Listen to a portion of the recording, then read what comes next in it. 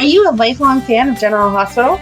Are you a new fan who wants to know more about the history of the show? Do you enjoy talking about the show with others? Do you find yourself yelling at the TV? Is your self-care an hour a day in Port Charles?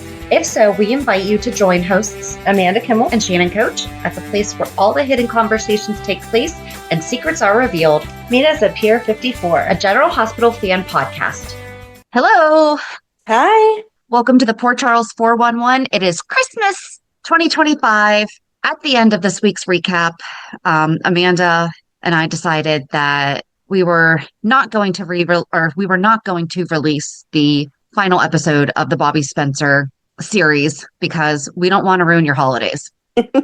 You're welcome. Yeah. And so Amanda had the great idea of, well, why don't we re-release the episode that we recapped all of the previous. What did we title it? Hold on. It was originally, it's still going to be titled Christmases of Port Charles Past. And we released it on December 19th, 2019. It was our first year podcasting. We felt like we had to get every stitch of information on the show from the previous 50 years. Right. To you as soon as possible. We didn't know how we were going to structure this though. So when we were coming up on the holidays, we're like, oh, well, what did they do for the previous Christmases? And so I can't believe it's already been. So we didn't have. Oh my gosh. That episode did not cover 2019. So we have for today's episode, 2019, 2020, 21, 22, 23, and 24, which is just crazy. So what we're going to do is if you're listening to this December of 2025, or probably anytime in the future, it is going to be a two-parter because the original episode was an hour and a half long, about give or take 10, 15 minutes-ish, but it was pretty long. So then we're going to separate this other chunk into its own part two, I guess. Perfect. Yeah. So yeah, we'll get started with, and for some reason, there's more information about some years than others out there. So that's just what it is. I feel like it's some years. Thanksgiving this year was 2 weeks of them talking about Thanksgiving and getting ready. And then other years, it's like Thanksgiving is barely an entire episode and then they've moved on. And I feel like they do the same thing with Christmas. There's lots of planning certain years. And then other years, it's like, oh, we're at the Christmas party. They read the book. We're done. Over. Right. So in 2019, it is the year that Finn is Scrooge. But so there's a lot more detail with that. But if they didn't do that, there wouldn't be as much detail. But it's that's the bulk of the information is not leading up to it. But also, so we're using Curly Q Girl again, but then she stopped at 2020. Okay. So we didn't have her as a resource. So then jumped to Soap Central and just basic Google searches. There are YouTube videos. This was kind of a last minute decision. So neither of us had an opportunity to watch. I feel like some of them, they're going to be fresh in your mind. And then you're going to say, oh my gosh, that was only 2 years ago. I totally forgot that happened. Right. So in 2019, many residents of Port Charles gathered at General Hospital for a Christmas party. I like how just residents, we don't go to our local hospital's Christmas party. Nope. No. Monica read "Twas the Night Before Christmas" to a crowd and made up of both children and adults, all fully absorbed in the moment. When the reading ended, Finn was eager to leave and get Violet home, while Anna preferred to stay longer. Oh yeah, and this is when Finn and Anna were together. She pointed out that Violet was enjoying herself. Tracy was also anxious to go, despite Ned, Brooklyn, Monica, and Michael trying to convince her that Christmas was more than donations and business. Brooklyn remarked that she had hoped Tracy had changed, while Monica reminded her of her family's legacy. Maxie attended with Peter and James, invited Finn and Anna to a party at the Floating Rib, but Finn declined. He explained that he wanted to keep things simple since Violet was without her mother. Liesl commented that the holidays seemed like a good time to put aside their differences. Is this when Hayden would have left?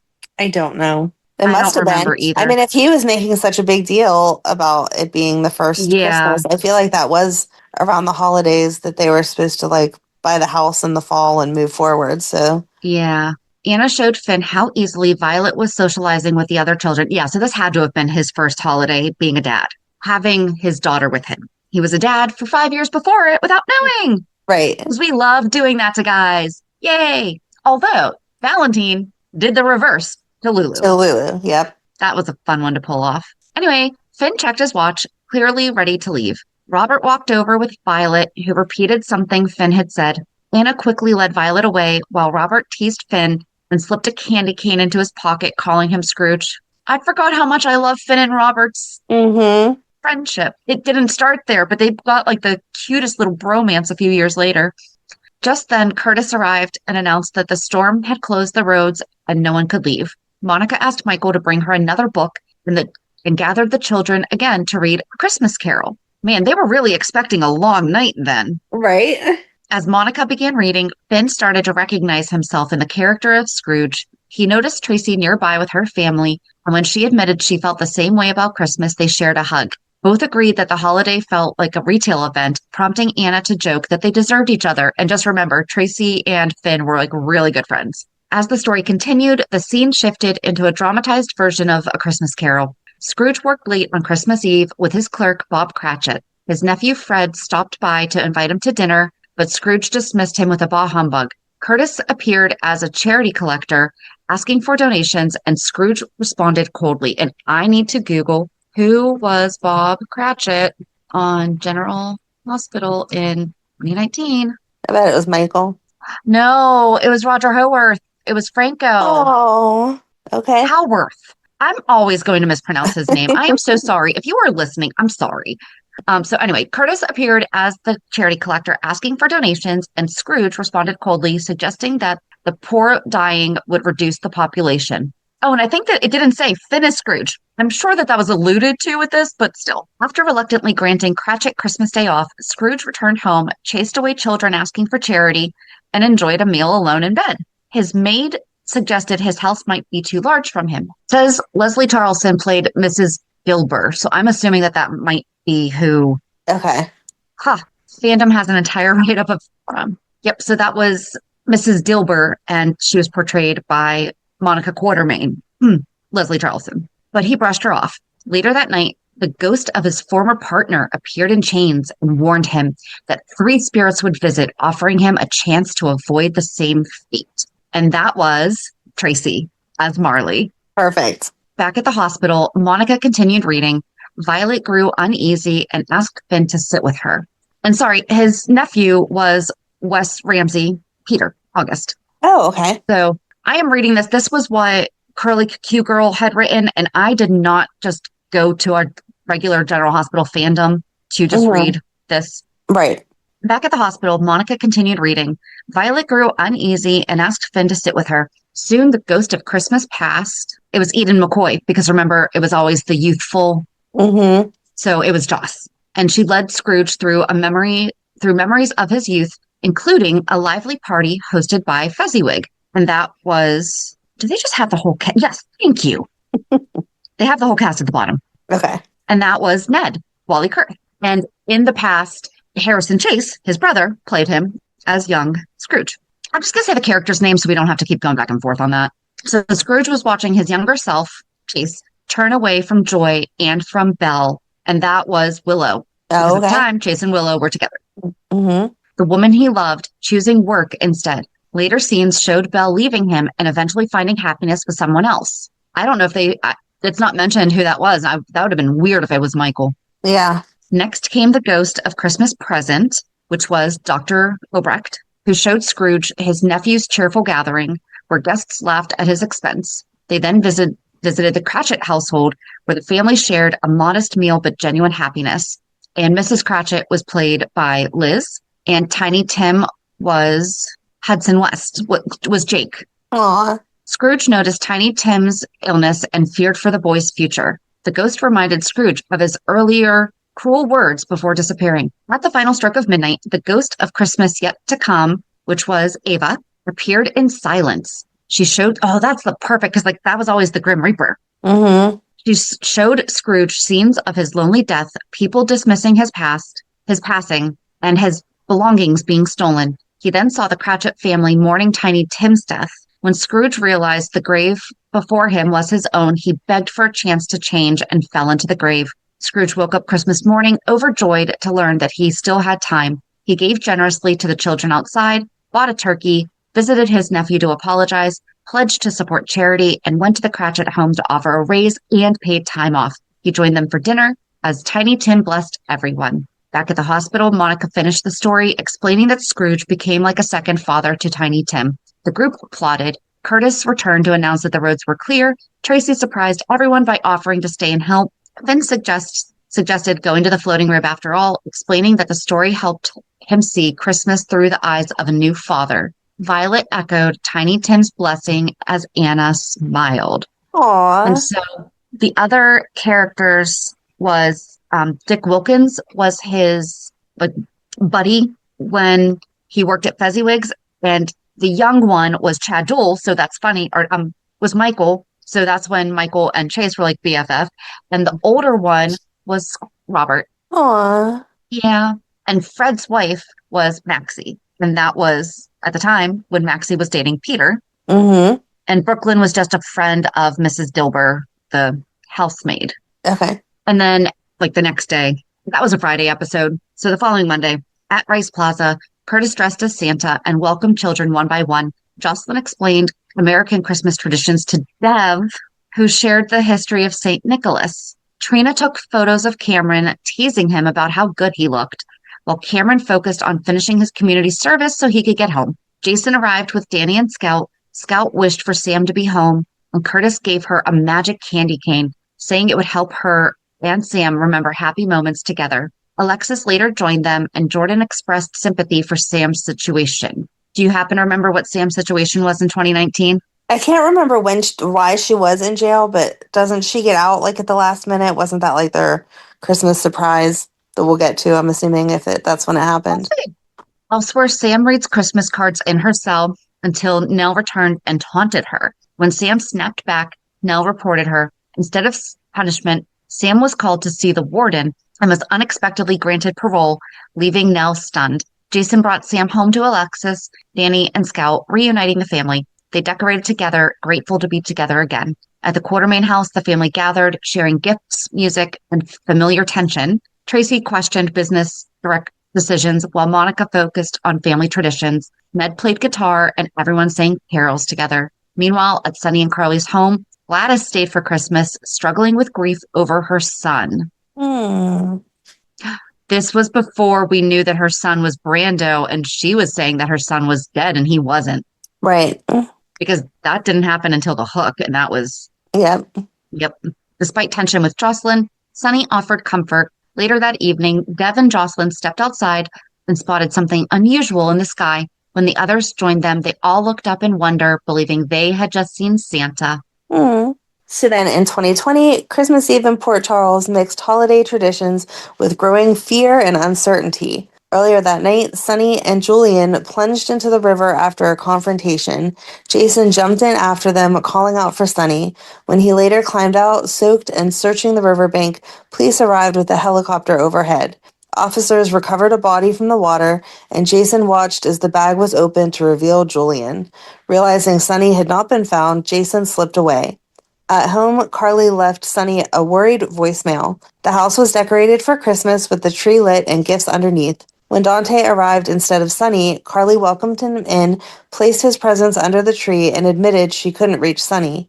She later introduced Dante to Donna and told him that his return to Port Charles was the only Christmas gift Sunny really needed. After Dante left, Carly found Jason waiting and demanded answers.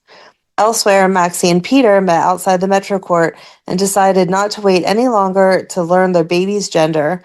Across town, Finn welcomed Chase and Gregory for their Christmas poker tradition. As they played cards and drank root beer, old family tensions surfaced but were handled calmly. I loved their relationship. They were so cute. Yeah. At the police station, Alexis was questioned while Dante confronted her about driving drunk. Sam later insisted that Alexis agreed to rehab in order to be bailed out. Alexis refused, and Diane walked away. Soon after, Chase informed Sam that a body pulled from the Hackensack River was believed to be Julian. Jason returned to Carly's and explained that Sunny had fallen into the river. The two rushed to the scene and searched the riverbank together. Jason reassured Carly that Sunny was strong and that search efforts were underway. At the hospital, Sasha pushed Brando away at first, but later shared hot chocolate with him in the park. He talked about childhood Christmas memories, and when Sasha noticed mistletoe overhead, she kissed him on the cheek before leaving. Laura thanked Kevin for stepping in as Santa for the pediatric ward, and Martin arrived with gifts for elderly patients.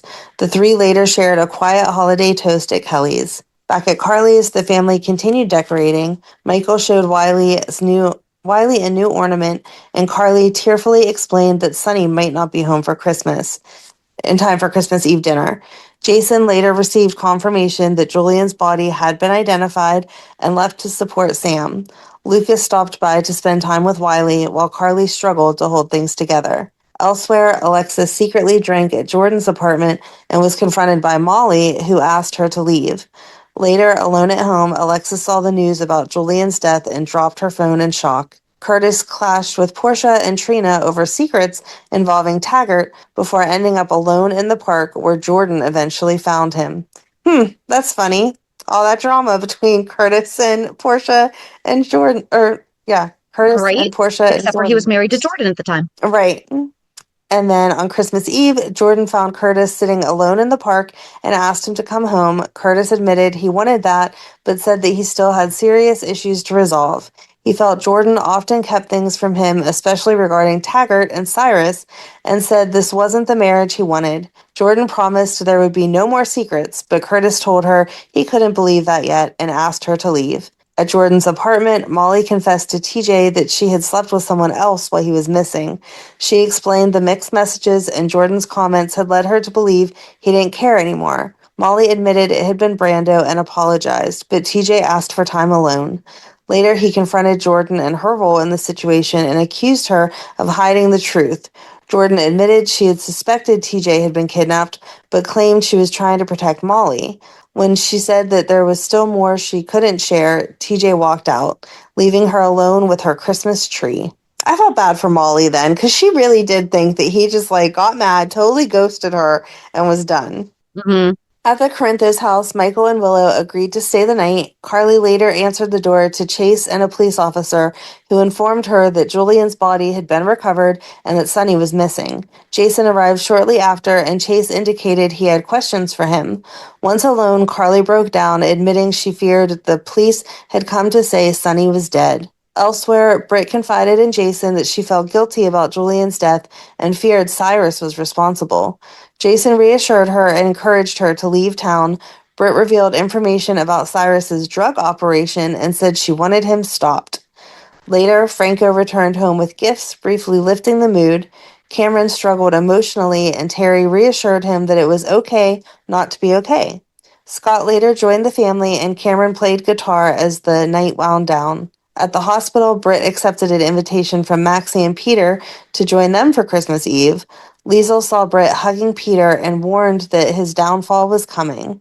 Later, TJ found Molly in the park. They talked through what had happened and agreed they still loved each other and wanted to try to move forward one day at a time. And then on the 29th, Anna and Finn prepared to attend the Polar Bear charity dive. We haven't heard about that. I feel like that was a one and done. I know. They did it 2 years in a row. That's a shame. Finn admitted there were things he still couldn't share about the past, and Anna agreed it was sometimes better to focus on the present. At the pier, residents gathered for the annual charity event, but the jump was delayed. Chase and Willow were surprised to see each other and talked quietly about Sunny and their past relationship. Gregory arrived and met Willow, unaware they were no longer together. When it was finally time to jump, the crowd took position. Chase reached for Willow's hand, and together they leapt in the icy water. Then in 2021, at General Hospital, the pediatric ward served as a central location for Christmas activities. Staff and volunteers decorated the space and brought children and families together to create a sense of routine during the holiday. Before Santa arrived, Laura Collins gathered the children and read the Christmas story aloud. Parents stood by as the children listened. After the reading, Kevin Collins appeared dressed as Santa and greeted each child individually. He took time with the families, while Lucy Coe helped organize the event and keep things moving smoothly. During the celebration, Martin Gray arrived carrying wrapped gifts. He explained that the presents were intended for elderly patients, so they would be included in the holiday. I forgot about that. Why doesn't he do that still? I don't know. He was so good about Because, doing it when they talked about his mom all the time. yeah, she didn't die, right? Nope. She hasn't died. Okay. Laura later invited Martin to share a holiday meal, continuing to build their family connection. The hospital was also the setting for more difficult moments. Sasha Gilmore and Brando Corbin spent their first Christmas after the death of their newborn son, Liam. Both continued to struggle with the loss, and the holiday highlighted with the loss and the grief. And Liam died the week before Christmas Mm-hmm. because we love to do that. Elsewhere in town, residents gathered in Rice Plaza for the annual Christmas tree lighting. The plaza was decorated, and neighbors stood together for the ceremony. Elaine Ashby welcomed the crowd, and Laura spoke supporting one another during the holidays before lighting the tree. Many stayed afterward to enjoy the lights and talk with friends. Throughout the week, smaller holiday moments filled Port Charles. Homes and public spaces were decorated, gifts were exchanged, and families were kept to familiar routines. The Quartermain Mansion, Brooklyn, spent time with Bailey Lou near Christmas tree while publicly presenting the baby as her own. Maxie Jones, who knew Bailey was actually her daughter, remained nearby, relied on Brooklyn to keep her safe. Valentine Cassadine believed Bailey was his child with Brooklyn and participated in holiday moments based on that understanding. Another storyline that was running alongside was you just mentioned that Sonny and Julian, and that's why I kept that in there because that was really important that Julian just died because that's how Sonny wound up in Nixon Falls, even Right. though it wasn't really Christmassy. It was a huge, huge thing that happened because the following Christmas involved Nina and Sonny while he was thinking he was Mike. While Sonny's family in Port Charles celebrated Christmas believing that he was gone, Nina knew that he was alive and living in Nixon Falls under the name Mike, and she did not share that information. And I think she found that out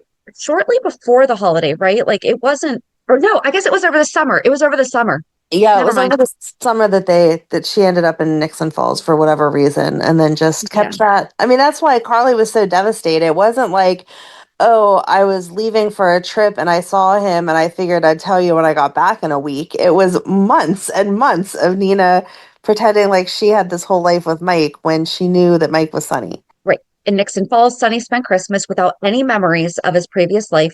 Known there as Mike, he acknowledged that he did not know who he used to be and focused on the life he was building in the present, unaware that his family in Port Charles was celebrating the holiday without him. I don't know why that basically just reiterated the same thing, but it did. Other small moments rounded out the season. At the Metro Court, Violet paused to admire a snow globe, reflecting the quieter side of the holiday as adults worked to keep Christmas steady for the children around them. See, that one was short and sweet. Yeah, but I feel like there's still a ton missing, but I just I don't couldn't. remember anything. I mean, that doesn't mean it didn't happen, obviously, but I don't remember anything crazy happening that year other than we were focused on Sunny and Nina because we were tired of that storyline by then and we just wanted it kind of like how we feel about the Willow trial now. Like, can you just give us the Right, answer and have us move on? right. So Yeah, like 20, this year's Christmas season isn't really, and I mean, we don't know what's going to happen over the next 3 days, but we haven't really had much leading up to it. it feels like it was Thanksgiving last week. Right, like there has not been the Christmas tree lighting. All right, we can talk about this later. Let's Yeah. Sorry. get us into 2022. Alrighty, so Christmas week settled over Port Charles as a winter storm closed roads, grounded flights, and pushed people indoors. Homes, hospitals, and public spaces were decorated with lights, trees, and garlands as the town continued its holiday traditions, even while investigations, losses, and unfinished conversations unfolded alongside them. At the gatehouse, Michael raised concerns after Willow fainted and suggested that people should know about her diagnosis. Willow strongly disagreed, insisting she wanted privacy and did not want her illness discussed publicly. She blamed Nina for stirring trouble and pointing out that Sunny continued to support Nina, which had only widened the divide between Michael and Sunny.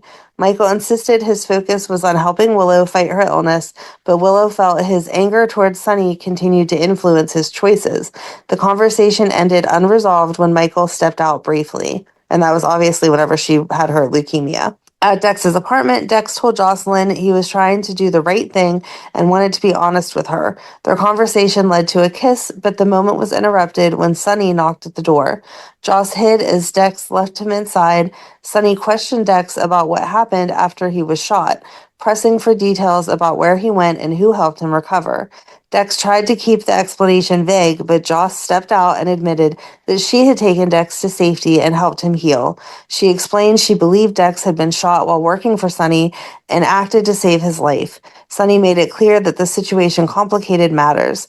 Joss refused Sunny's offer for a ride and left. Afterwards, Sonny warned Dex that Jocelyn could not become a distraction and told him to stay focused on his job. At Kelly's, Christmas decorations and a toy drive filled the space as residents dropped off gifts. Cameron worked behind the counter while Spencer arrived, newly released early from Pentonville.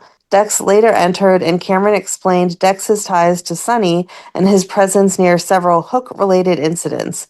Jocelyn soon arrived carrying toys for the drive and overheard Spencer warning Dex to stay away from her. Joss immediately objected, saying Spencer had no right to interfere in her life. Dex left angrily, Spencer followed, and Cameron was left trying to steady the situation as the holiday activity continued around him. At the PCPD, Jordan praised Rory's work and asked if he planned to attend the department holiday party. Rory asked if he could bring a guest, referring to Trina, and Jordan agreed. Dante arrived with updates on the Hook case, and Rory asked to sit in. After leaving Jordan's office, Rory discreetly photographed a confidential page listing smugglers connected to Port Charles before heading out. Rory later responded to a call about an apartment door left ajar. He announced himself and entered. Moments later, Dante heard a gunshot and forced his way inside.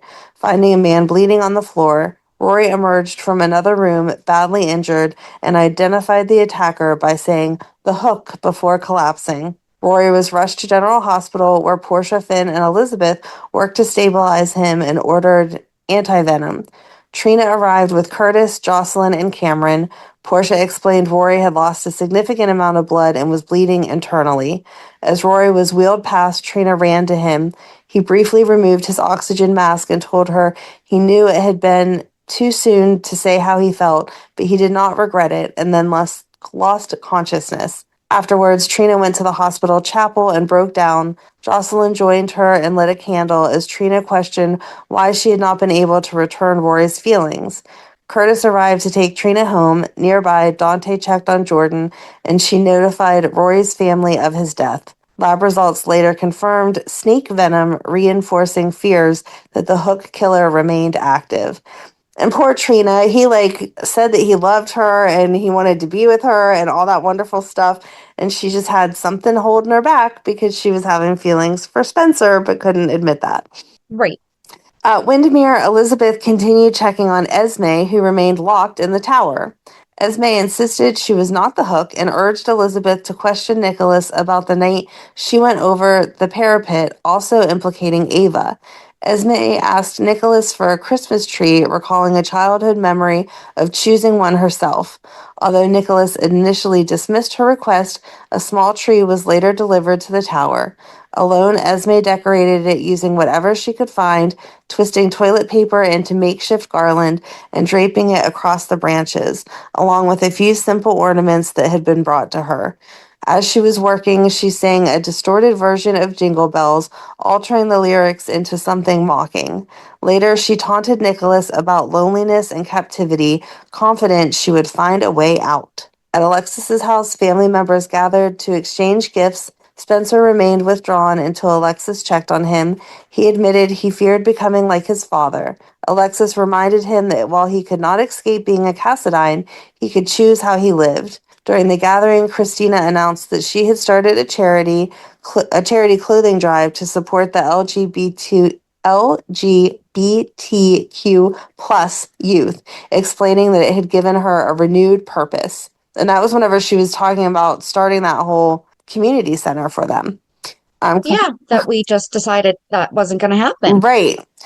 Curtis and Portia marked their first Christmas in their new home, and Marshall was present. Marshall gave Curtis a framed family photograph from Curtis's first Christmas showing Marshall with his wife, Thomas, Curtis, and Stella, who appeared blurred after accidentally setting the camera timer too fast.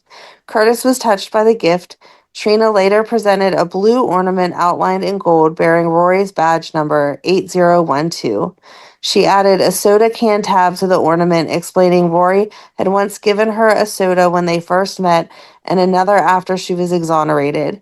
That evening, Spencer arrived at the door to wish her a Merry Christmas. Inside, Spencer apologized for Esme's presence in Port Charles and suggested helping lure her out. Trina insisted on being involved. They agreed on a plan to pretend to turn towards each other, believing it would draw Esme out. They shook hands before Spencer left in the snow. At the garage, Sunny encountered Sasha working on a motorcycle.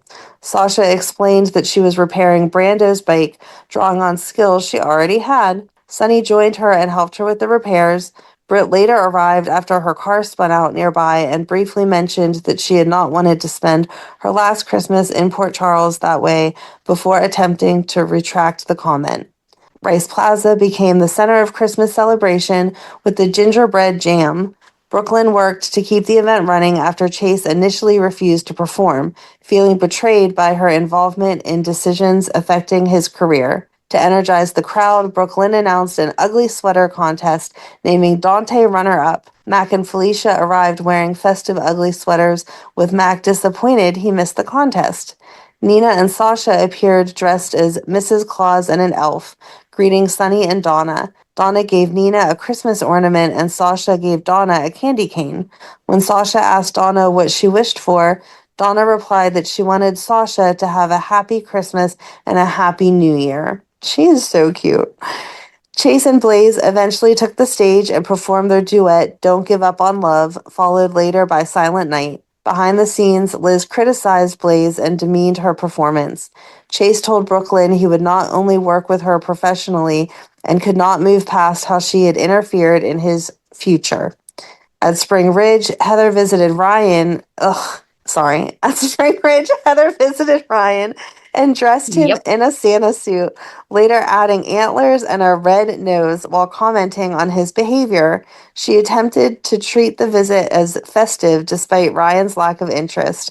When Mac arrived with Dante and Felicia, Heather was ordered to step away from Ryan and leave the area. As the storm worsened, Jocelyn's car slid off the road. Dex stopped to help and gave her his coat while she contacted a tow truck. They talked and kissed again before the tow truck arrived. Joss left without apologizing, telling Dex not to make excuses for her choices.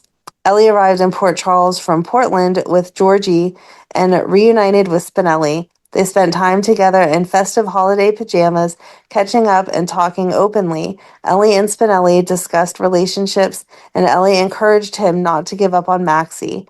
Later, Ellie received a call from Griffin Monroe, revealing that she had begun seeing someone. That was another thing that didn't go anywhere that I was so I excited know. for. I know. Meanwhile, Maxie became determined to reach Portland to be with Georgie despite canceled flights and worsening weather. Refusing to give up, she explored alternate options and learned that Crimson had access to a private aircraft hangar. Nina offered to help arrange travel using Crimson's resources, and Maxie pursued the possibility of flying on a private jet to bypass commercial cancellations. As conditions deteriorated, the plane ultimately fell through. Instead, Spinelli drove Georgie through the storm so the two could reunite. When they finally saw each other, Maxie thanked Spinelli for always being there, and he reassured her that she would never face life without him. At the Quartermain Aw. Mansion, I know, they're so cute. At the Quartermain Mansion, road closures turned Christmas into an open-door gathering. Molly and TJ arrived after their car was blocked by the storm, followed by Cody, who reported major roads had been shut down. Olivia then welcomed a stranded pregnant woman whose car had broken down.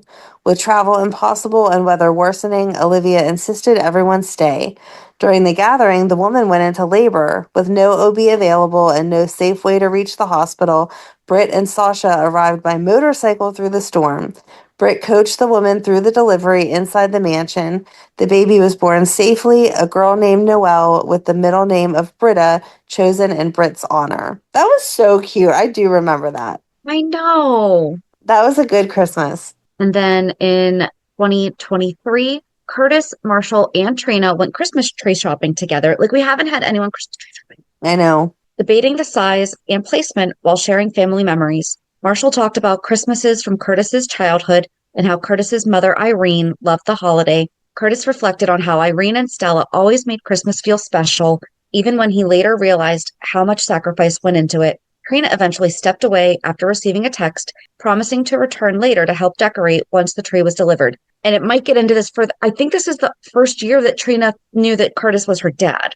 Mm-hmm. 2023, 2 years. Just so we put this in perspective of where we are right now. Or wait, did she know last year? Because it said that they celebrated in their first in the house. Did they live together before they got married? I can't remember. I think they did, but I don't think.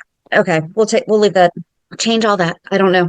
I didn't I go and can't check. remember. Yeah, I can't remember if they lived together before they got married or not. At the Collins apartment, Esme prepared to move herself and Ace into a new place. Spencer offered to drive them, but Esme declined, saying she needed to rely on herself and do this for Ace. Spencer struggled but accepted it, sitting with Ace and promising he would always be Ace's big brother. After Esme and Ace left, Trina arrived and talked with Spencer about accepting the change and putting Ace first. Later in her new apartment, Esme tried to decorate a small Christmas tree with Ace. As she reached to place an ornament, memories of the previous Christmas at Windermere came rushing back. The ornament slipped from her hand and shattered on the floor. Christmas preparations at the Quartermain mansion began unevenly. Lois was stunned to find the house completely undecorated. She told Olivia this would not do and immediately began recalling old Quartermain Christmas traditions. Boxes of ornaments were opened and decorating started. Cody arrived carrying a Christmas tree and joined in, admitting the Quartermain estate was the first place he had felt at home in years. The progress came to a halt when Tracy walked in, surveyed the decorations, and declared, "No, no, no, no, this will not do, not at all." While decorating drama played out at home, Monica Quartermain was firmly at work in a General Hospital. Finn was called into Monica's office, where Monica and Tracy met with him about the malpractice lawsuit. Finn stood by his treatment. Monica said he was an excellent doctor and an asset to the hospital, and Tracy agreed. Finn left relieved when the hospital's chief counsel later warned Monica that the case could threaten the hospital's future. Monica refused to reconsider, repeating that Finn had done nothing wrong. As Christmas approached, smaller gatherings formed. At Finn's apartment, Elizabeth hosted a holiday get-together with Finn, Violet, and Gregory. When Brooklyn and Chase arrived, Chase lit the Christmas tree and announced their engagement. Violet immediately jumped into wedding questions and later surprised everyone by singing while Chase played guitar. Gregory later read The Night Before Christmas before Violet before bed, and she asked him to help her choose a song to sing at the wedding. At Christina's apartment, Molly and TJ asked Christina to be a surrogate. Molly apologized for how she had treated Christina in the past, admitting she had felt entitled to motherhood. Christina forgave her and agreed to help them build their family. Around the same time, Christina was growing closer to Blaze, and they shared family stories at Rice Plaza, held hands, and Blaze reassured Violet that Santa was real before breaking into song with her. Blaze later agreed to give Violet singing lessons. Back at the Quartermain mansion, tensions peaked during a large family gathering when Willow arrived wearing light-up antlers. Lois announced that she had enough antlers for everyone. Olivia and Brooklyn joined in immediately. Tracy refused, argued loudly, and finally shouted, "You win," as she put them on. Shortly after, Monica arrived home after slipping on the icy driveway. Yuri wheeled her into the living room, and Tracy suggested that Lois should leave so Monica could rest. Monica shut that down, saying she liked having a full house. Privately, Monica reassured Lois that she was welcome and admitted that she enjoyed both her company and seeing someone else sticking it to Tracy. At the hospital, Sonny offered to pay for all the Christmas decorations and celebrations. Felicia joked that he was like Santa Claus, which caught the attention of a young patient named Lindsay. Lindsay bluntly told Sonny that he didn't look like Sonny and worried that Santa wouldn't find her since she was stuck in the hospital. Sonny knelt down, talked with her about Santa, and asked what she wanted for Christmas. Lindsay said she wanted a light-up trace pad, the same thing that Sonny's daughter wanted. Stella later thanked Sonny and talked to him about Mike, remembering how much he loved Christmas. Sonny also arranged for a nursing scholarship in Epiphany's name. Why don't we have the results of this every year? Every year, Liz should be interviewing. There should be a panel interviewing. Yep. I mean, I'm on a scholarship for my company, so you do this. Like, she should be going through this and talking about it every single year. Christmas Eve included moments of reflection. Donna asked Sonny to see a picture of Mike and noticed the cap that he was wearing. Later, she found the cap on a bench in Rice Plaza and returned it to Sonny, explaining that she had wished for it. Sonny told her Mike believed in wishes and would be proud of her. Donna hugged Sonny, and he quietly wished his father a Merry Christmas. Curtis and Portia's house, Christmas traditions continued. Curtis, Portia, and Trina made a new ornament together, continuing their yearly ritual that we have never heard before. And how yearly was it whenever they didn't know that he was her dad for all those years. Right. It's not like Trina and Portia introduced Curtis to their tradition. Maybe Right. that was but okay. So last year, though, Trina did have that ornament that was Rory's badge number. Maybe she made that. Maybe. Okay. When Spencer arrived, Portia hesitated but invited him to stay and help. Spencer fixed a broken strand of lights outside and later gave Trina diamond earrings. That is drastically underplaying it because Spencer went outside and Portia and Curtis were trying to assess the lights to see like which one was out. And Spencer was like, "Can I help?" And Portia was Yeah. Portia-ing to him. And he still went ahead and he's telling them, I really like Trina, I'm not going to do good by her, whatever. And then he's the one who found it. And he's like, "Merry Christmas." Or he said something like that. Right. Marshall reflected with Stella about celebrating his first Christmas with a granddaughter. Oh, so yeah. So last year, but wait, we didn't have Marshall. Did we have Marshall last year? Yeah, because he had taken the picture. Yeah, that's right. That's right. So yeah, he just found out that Trina was his granddaughter, and his regrets about the past and losing Irene. Stella offered comfort, and the two briefly danced before pulling back. At Laura and Kevin's penthouse, Spencer, Trina, and Joss exchanged gifts. Joss opened a dartboard with Spencer's face on it. Esme arrived unexpectedly and apologized to Trina for her past actions, thanking her for encouraging Spencer to let go of Ace. Trina accepted the apology but made it very clear that forgiveness did not mean friendship. And then there was another scene where Charlotte was wrapping gifts with Laura and Kevin, and they were watching. This was not at the same time. This was like a completely different day. And then they watched Christina Comes Home for Christmas because that was Lulu's favorite movie. And later she examined her scar and put on Helena's necklace, raising concern for Laura and Kevin. And Kevin, she was putting the necklace on and like looking at her scar in her room. And Kevin had walked in with like hot chocolate and she was kind of snippy with Kevin. And he's like, "Your door was basically open. Right. It was, you didn't have it shut the whole way. It was like half open. So I nudged it with a tray of hot chocolate." Ay, ay, ay. And this is when the tarot cards were in play that we still have no idea what that was all about. Mhm. For Carly's house, Carly and Donna called Bobby to wish her a Merry Christmas. Earlier, Joss had invited Adam after learning that he planned to stay alone on Christmas Eve because he was afraid to go home and disappoint his parents. Adam joined them and played guitar for Donna, but later reacted badly when Joss tried to arrange a last-minute flight home. Joss also made a Christmas special for Dex after he had shared that the holiday had been difficult growing up. He explained that his family went through the motions, but Christmas was never happy. I mean, he shared abuse. Right. It wasn't just, it wasn't happy, it was abusive. Joss responded by keeping things simple and intentional, sharing takeout, talking about getting a treat, and focusing on making the night feel relaxed and real instead of forced. At Maxie's house, Georgie proudly showed off her gingerbread house while Maxie admitted she was struggling to get into the holiday spirit. Spinelli arrived soaked after a pipe burst in his apartment and ended up staying, adding to the crowded but familiar Christmas Eve atmosphere. And then at Liz's, Christmas played out in the kitchen. Aiden baked while Finn and Violet visited. Later, when things quieted down, Aiden told Elizabeth that there was someone he liked. With encouragement, he explained that it was a boy named Tobias, someone he connected with through baking and science. Aiden talked about how they bonded over experiments, renewable energy projects, and the science behind baking. Elizabeth listened carefully, asked thoughtful questions, and reassured Aiden that she was glad that he trusted her enough to tell her. Aiden hugged her, relieved, and Elizabeth told him that she loved him. In another room, Jake talked with Violet about Santa. Violet admitted that she was worried Finn might go to jail,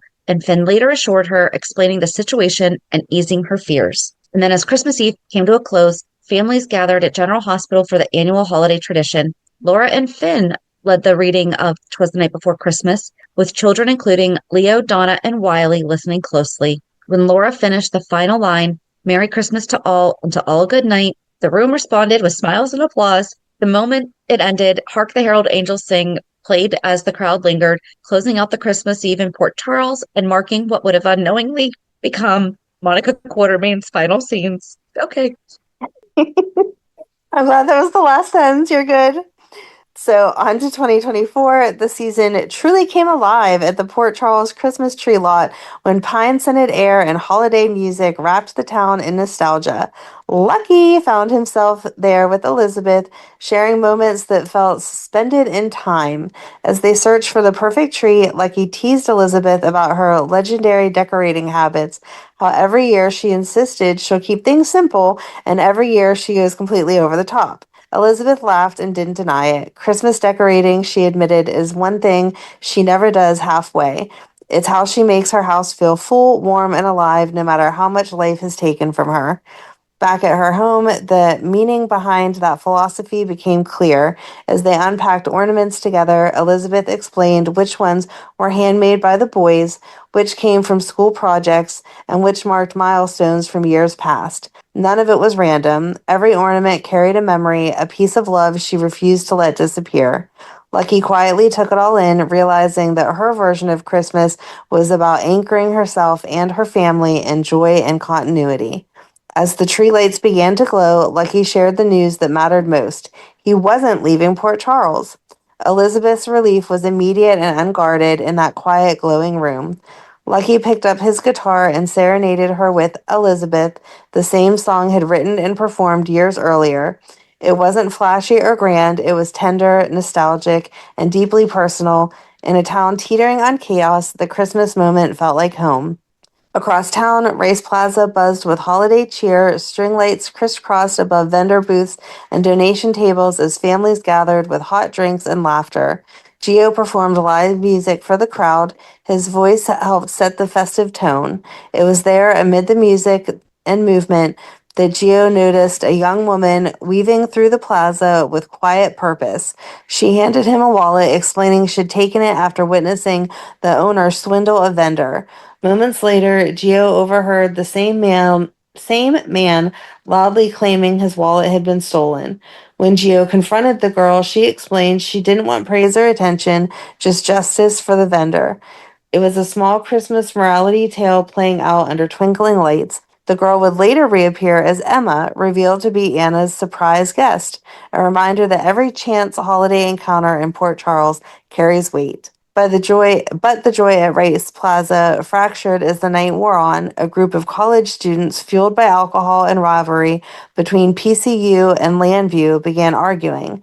Dex, now working as a police officer, stepped in alongside another cop. He diffused the situation, confiscated the alcohol, and walked away to pour it out, creating distance from the crowd, doing everything right. That's when someone came up behind him and stabbed him without warning, disappearing into the chaos. Christmas lights glowed overhead as Dex collapsed, bleeding, the music still playing nearby. He was rushed to General Hospital, where it initially appeared he'd survive. While Rice Plaza grappled with the shock, the Quartermain Mansion prepared for its annual Christmas party, a tradition as legendary as it was volatile. I can read, I swear. As it was volatile. The house was decorated to excess, garland and lights framing a towering tree as family members packed into the living room. But instead of mingling, nearly everyone was focused on the PCU football game. Oh, this is so good. When the cable went out, Mhm. Jocelyn streamed it on her phone and Michael cast it to the TV. Even Dex watched from his hospital bed. Tracy Quartermain grew increasingly irritated as her carefully planned party turned into a sports viewing party. Finally, she marched over to shut it off herself. It wasn't from Jocelyn's phone, it was from Michael's phone, because that's how we ended up showing the video. But was Jocelyn the one who got it to stream? I don't know. It Like was his was phone it though. the It whole said maybe she was the one that right, set but it was it up, like from Michael. Maybe, but right? it said Yeah, like he Jocelyn's phone. didn't It was know how to not. stream it, but Right. Instead, the television began playing a different video, one that no one was prepared for. On the massive screen, unmistakable footage of Drew and Willa's affair filled the room. Shock froze the gathering in place. Tracy and Ned burst out laughing in disbelief, while Michael stood devastated. Willa looked utterly exposed, and Drew lost any control he thought he had. Carly immediately moved to protect her son, and Michael shut the video off. But the damage was done. Christmas was over in that room. Willow tearfully confronted Michael for keeping secrets, while Carly defended him fiercely. Nina panicked, convinced custody was about to become a weapon, and urged Willow to take the kids and leave. As they headed for the door, Carly stopped them cold, insisting this wouldn't be handled impulsively, not even on Christmas. The tree remained lit, the decorations intact, but the Quartermain living room had become a battlefield. Elsewhere, Christmas carried quieter weight. Cameron surprised his family by coming home only to announce he'd be leaving again with his girlfriend. Elizabeth insisted they celebrate immediately, singing together and savoring what time they had. Christina dropped off a gift for Alexis but couldn't stay, still too fractured to face Molly. Later, she spent the night at Sonny's penthouse, admitting she wouldn't have survived the year without him. Snow fell outside as Sonny smiled, then winced, clutching his chest before heading to bed. At General Hospital, the holiday took its darkest turn after earlier being declared on the road to recovery. Dex suddenly crashed and died. Elizabeth immediately suspected foul play, but the truth soon emerged in chilling clarity. Cyrus Renault had murdered Sam by injecting her IV with digitalis, tying together multiple tragedies that had haunted the season. Jocelyn, devastated, later believed she saw Dex's ghost in Rice Plaza, a haunting image of love lost under Christmas lights. Amid it all, Lulu Spencer's Christmas became one of reckoning and resolve. Awakening from her coma, she reunited with Rocco and learned of everything she'd missed: Luke's death, Nicholas in prison, and Sam's sacrifice. Tracy welcomed her back to the Quartermaine mansion with sharp honesty and unexpected warmth, reminding her that Rocco had waited 4 years for his mother. When Rocco finally confessed he'd been in contact with Charlotte, Lulu didn't hesitate. She left Port Charles immediately, flying to Prague in search of her daughter. At a quiet cafe, Lulu and Charlotte reunited, laughing and clinging to one another, until they noticed Valentine watching from outside, turning a Christmas miracle into a looming nightmare. Dun dun dun. I wonder what happens next. Yeah. So yeah, like there's definitely been some years that have been so much heavier, but like especially where we just lost Monica on the show. Like, Right, why aren't they going through this stuff? Why aren't they having I mean, she hasn't been on for 2 years, and but we're not seeing, okay, so I've at least been under the impression that Laura has, or Monica has at least been the one that's been putting the final stamp of approval on anything that right, was going on at the hospital for Christmas.